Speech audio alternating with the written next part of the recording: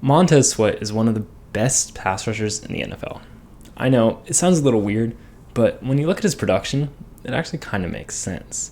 PFF has him ranked as the number 5 overall edge rusher in the season so far, and on seeing that, I was a little bit surprised. So I looked into the tape to see what I could find, and it made a lot more sense.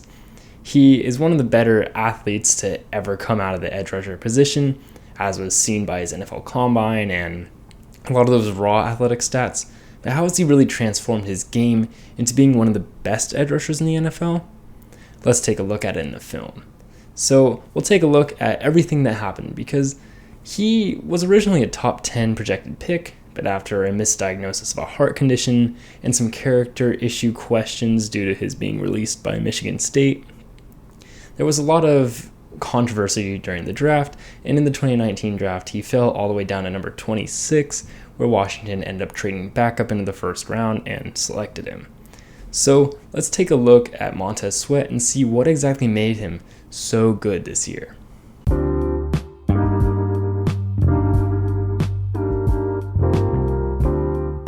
What's up, guys? I'm Tyler Coker, and I'm your host for today's episode of Today with Tyler. I hope you enjoy.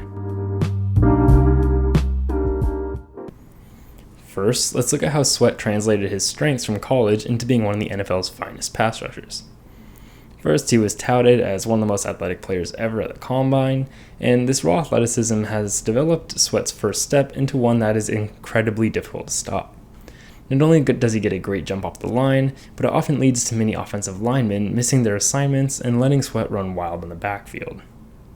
His jump is especially effective against gap scheme run plays that try to push him out with guards or centers that are pulling his direction.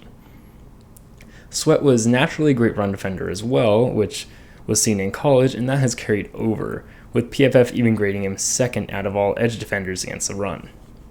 Sweat's strength makes him extremely hard to block effectively, and he can act almost as a roadblock against otherwise very effective schemes. He can force unnatural cutbacks and ultimately disrupt entire run plays. He's also smart enough against the run, and is able to adjust his defense against the grain of a zone scheme or a directional push and cross the line for a tackle, which is extremely important considering nobody else on Washington seems to want to tackle. Montez Sweat's biggest upside in the draft was his potential, but he also produced great numbers in the SEC, building off his run-stopping ability and wild athleticism off the line. Sweat has done a phenomenal job keeping those traits at an elite level while also developing the rest of his skill set to be one of the best pass rushers in the league. Now, let's look at what Sweat improved to realize his full potential. According to Bleacher Report's scouting report pre-draft, Sweat needs to add play power to better beat strong offensive tackles with length and strength. His hand play is average and could stand to be more active and stronger at the point of attack. Well, how did these analyses fare? First, his strength. Sweat has one of the best bull rushes, running through left tackles. He has the strength to push offensive linemen into their quarterbacks, which squeezes the pocket, not only helping himself but other defensive linemen in Washington get to the quarterback, as seen by their 10 sacks in the last 2 games. He's also strong enough to be game planned around, since you can't just leave him one-on-one with the tight end and expect it to ever work. With 3 sacks in the last 2 games, he certainly learned how to play with power. And perhaps the hardest aspect to add to a defensive end's game is hand play, but Sweat's technique has grown tremendously.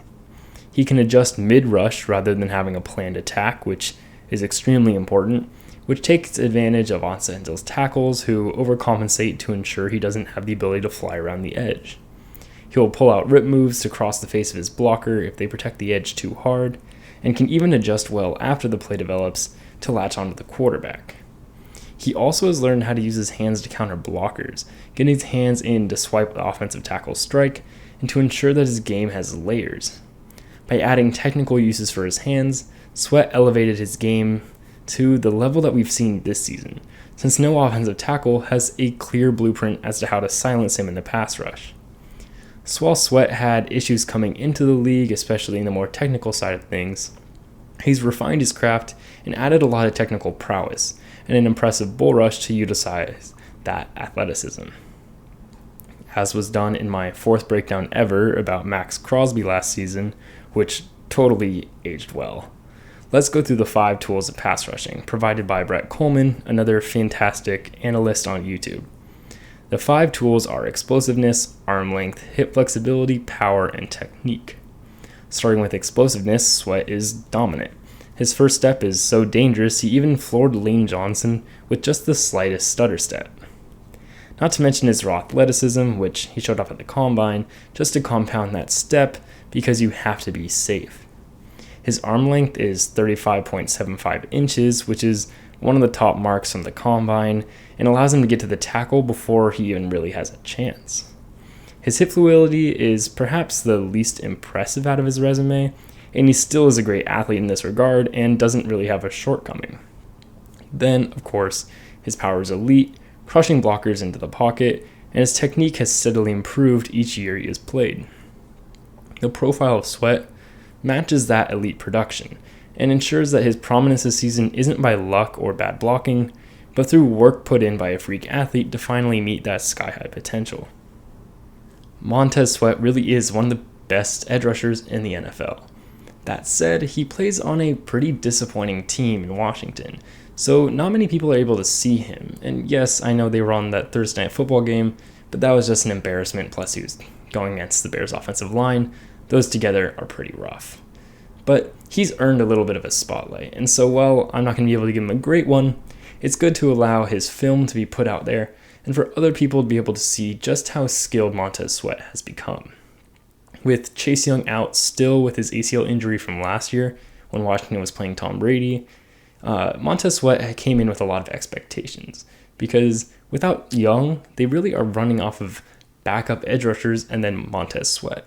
So Sweat has done a great job not only producing, but producing while the spotlight was on him in Washington.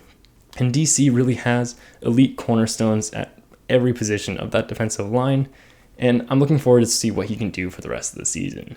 So thank you for listening. I hope you enjoyed, and I'll see you around next time.